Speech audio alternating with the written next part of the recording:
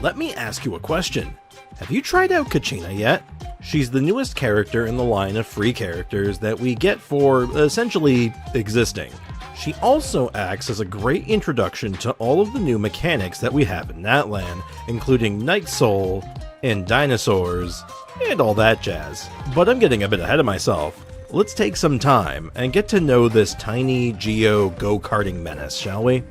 Thankfully, her basic attacks don't have any special use, so I can get right into her skill. But first, we need to talk about the Night Soul state. Simply put, Night Soul is basically an additional stamina bar, and it indicates how long you can use your abilities for.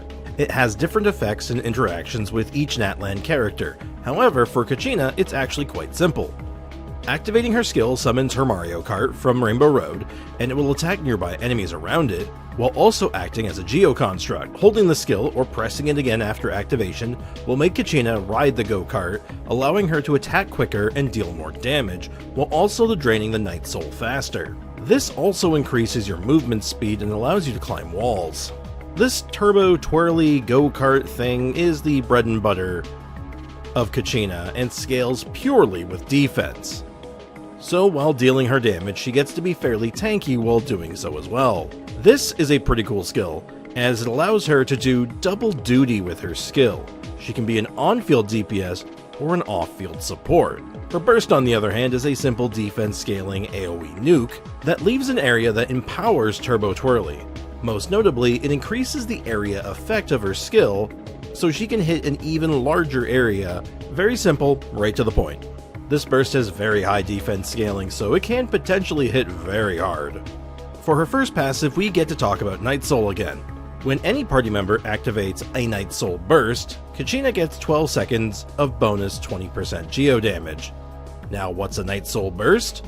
Well, it's while a Natlan character is in the party. When any party member deals elemental damage, a Night Soul burst is activated. It doesn't actually do anything from what I can tell, and its sole purpose is to activate other characters and artifact effects. However, it does have a cooldown, but that cooldown is lowered by an amount proportional to the amount of Natlan characters currently in the party. Back to passives, Turbo Twirly's damage is increased by 20% of Kachina's defense stat. If it wasn't already obvious, you put defense on her. All in all, she is pretty straightforward, thankfully. Use your skills and burst a lot, build defense, and decide if you want her on-field or off-field. Now, as a 4-star, I do want to talk about her cons, and thankfully, I don't think that there's anything here that will make or break her as a character. But let's get right into it. C1, getting on or off Turbo Twirly, pulls in all crystallized shards, and whenever a crystallized shard is picked up, Kachina gets some energy back. This is okay, nothing exciting, and on top of that, very few characters even really care about crystallize. Look at this as sort of an occasional bonus and nothing more. C2, when using her burst, if there is no go-kart in play, she will instantly summon one, as well as generate 20 Night Soul. You can use this to get a bit more time and damage from your go-kart. It's pretty nice, honestly, but you have to keep the timing in mind, just so your Night Soul isn't wasted. C4, depending on the amount of enemies in the area of her burst, the active character will get an amount of bonus defense up to 20%. This is both good for herself, when she's being on-field, or when supporting another defense scaling character, which I do in fact believe to be her best role currently. C6, every 5 seconds, whenever a character's shield is destroyed or replaced, for any reason, Kachina will deal 200% of her defense in an area around her. This actually lends a little bit of legitimacy to focusing on getting crystallizes, as this extra damage can in fact be quite noticeable. As I said before, none of these honestly completely change her viability, but they're all relatively decent cons. But the question becomes, what can we actually do with these? So I have a couple of builds in mind, so let's go over the weapons and artifacts. For the weapon, for all of my testing, I actually ended up using the new Craft It weapon. Assuming that you had taken part in the Natlan web event a while back, you should have gotten a copy of this for free. But you can craft them fairly easily with a few billets and some dream solvent. For the non-free-to-play friendly alternatives, I played around with the idea of Staff of Homa, as well as the Battle Pass Polearm Deathmatch, though I only ended up spending serious time with Deathmatch for those tests, and it was pretty decent, especially when fighting against groups.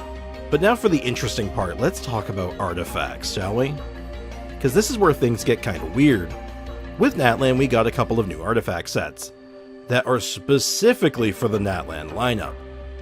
Farming these have been a bit rough, however, but I did manage to get one of the sets put together for her though. But before that, let's talk about my on-field build.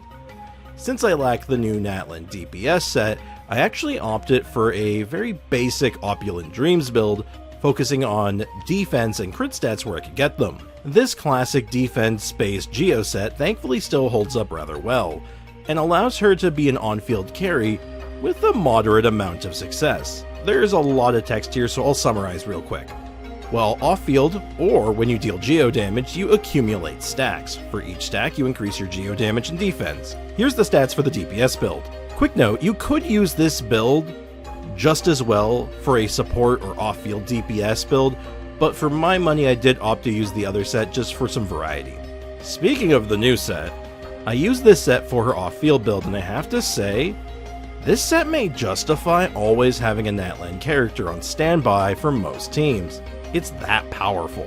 So I don't want this to turn into an artifact set review, so I'll keep things brief. The 2-piece bonus regenerates energy every time a character on the team activates a Night Soul Burst, which we talked about earlier. When 4 pieces are equipped, when the equipping character uses a reaction, your whole party gets an elemental damage bonus based on the elements used on that reaction. For example, if you were to make an Electro Crystallize, you will increase Electro and Geo damage for the whole party. The bonus is higher if the equipping character is in the Night Soul state when activating this buff. To put it simply, if Kachina creates a Crystallize with any element, your whole party gets a 40% Geo damage buff as well as the other element. That's a lot of free damage. This set got me very excited to use her as an off-field support. But who, pray tell, would she be supporting anyway? I ended up going with 2 primary teams with this one where she could be DPS and on-field, and the other one where she could optimize her supporting abilities. The first team I want to talk about is this sort of Mono Geo-esque team with Raiden Shogun. The core is the sort of stuff you'd expect from Mono Geo. Zhongli, Goro, with possible replacements being like Ningguang, Albedo, or Chiori, just to name a few. The Electro slot could be any off-field character with decent off-field application, or even just another Geo character. I'm actually running Shogun specifically to take advantage of the C6 to eke out just a little bit more damage where I could. The gameplay is very straightforward as well. Simply lay down all of your off-field abilities and buffs, and then hop into Turbo Twirly, and you get jumping. Throw in a burst when possible, and you're pretty much good to go at that point. This build works very well in medium to large groups, as the AoE is actually quite good. Results for this were actually quite decent overall. Results for this was actually quite good overall, and it was with what I would call an underdeveloped build. I managed to get 6 stars on floor 12 very comfortably in the Abyss, with an Emily and Dia burning team on the other side. The other team I want to discuss was using her in a support role, and as I said earlier, I was very excited to try this out as it opened up some new possibilities for my Noelle. This team uses Furina for a very good buff and generally solid off-field damage, and Goro for the obvious Geo buff. Noelle and Furina make for an amazing pairing on their own, and the extra 40% elemental damage and Kachina's defense buff, my Noelle was feeling stronger than ever. I used an unoptimized team for my first half, and for the second half, I did take my time, generally speaking. Noelle and Kachina ended up really shining here. I had run Noelle and Furina before with solid results, but Kachina's addition to that combo made for a very tangible upgrade. Fights went fast and felt really good. The rotation was smooth and flowed very naturally. This may end up being my primary way of running Noelle for a while, and when someone like me says that, you should take it seriously. I take my Noelle gameplay very seriously. Overall, I think her supporting abilities end up being a bit better than her DPS, if only for her ability to use the new Natlan support set, but even beyond that, she was just a natural fit for my love of Geo teams. I will say, you can absolutely use her defense buff as just that, a defensive buff, and use her with any character pretty much. I even tried her with Arlecchino with decent results. I did end up doing a couple of Abyss runs to get a feel for her, so here are the highlights from those runs, and I'll see you on the other side.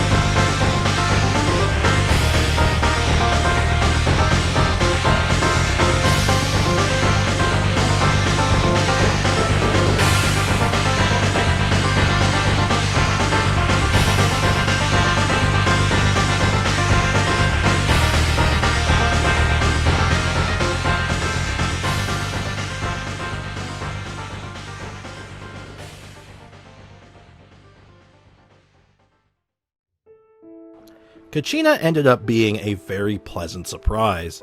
It's easy to expect the new free 4-star not to meet expectations, but she really did end up surpassing what I saw coming. I enjoy her as a DPS, and I think she shines as a solid support. For now, at least, until we get a more dedicated Natlan support character, I think she's an amazing holder of the new artifact set and can help elevate your teams moving forward for both meta and off-meta. Give her a try, and if you have any questions about her or want to see how I go about building these kinds of characters, feel free to stop by one of my live streams right here on YouTube. I stream at 10 AM to 2 PM Eastern Time, Monday to Friday. Please leave a like and subscribe if you think I deserve it, and as always, that's it from me. Cheers.